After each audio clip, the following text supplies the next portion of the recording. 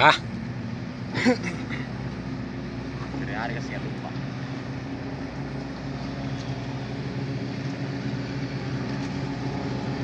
Nah, ini jalan legal.